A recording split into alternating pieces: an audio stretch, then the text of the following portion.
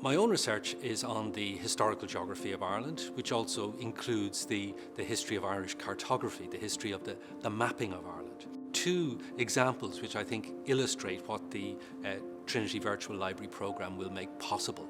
And this is two maps that were both made in 1591.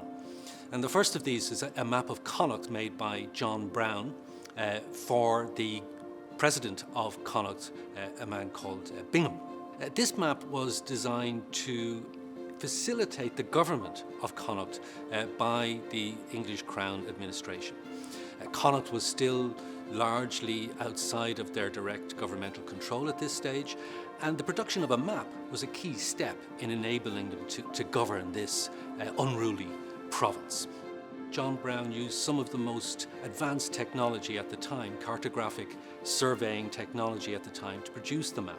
So there's good evidence to suggest that the map was produced by using a triangulated survey, which was very unusual for Irish maps at that time. And what it demonstrates is that advances in surveying technology were being put into practice right in the western fringes of Ireland at the end of the 16th century. The map made its way back to England and into the hands of William Cecil, who became Lord Burghley, who was one of Queen Elizabeth's chief advisors.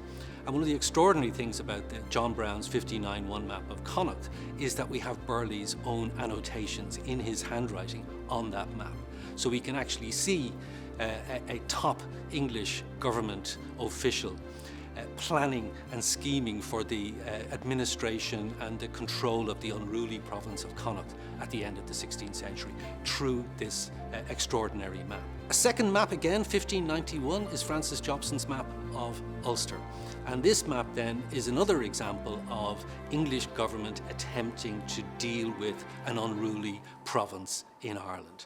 And Jobson's map was an important step in facilitating the extension of English government into what had been one of the most rebellious provinces in Ireland. Virtual Trinity Library programme will make these sorts of maps accessible in a new way to students, researchers, and to the general public. But it will also facilitate the application of up-to-date modern technologies to the study of these maps.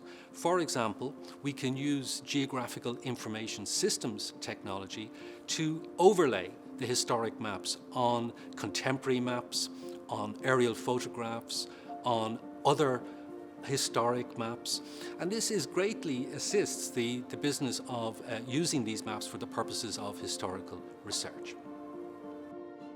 Trinity College Library contains extensive collections of maps and atlases. They include some of the very earliest maps of Ireland, made in the 1560s, when the countryside was being discovered and mapped by Elizabethan surveyors. But the principal resource here in the Glucksman Map Library is the Ordnance Survey of Ireland, scientifically accurate mapping made between 1830 and 1845.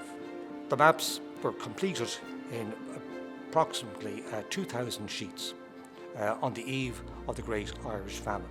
The maps show the invisible topography of place names and boundaries, and the physical topography of rivers, lakes, hills, mountains, and the man-made landscape of lanes, roads, fields and farms, and layers of human settlement. Cities and towns were mapped at even more detail, and these often beautiful maps depict streetscapes and the ground plans of public buildings. The first Ordnance Survey was part of a much wider endeavour, 19th century endeavour, to record and document the economic and social lives of the people. For example, we have statistical maps made for the planning of the Irish railway network, which show passenger and goods traffic in a new and innovative way. So they're absolutely crucial to reconstruct landscape change over those 200 years.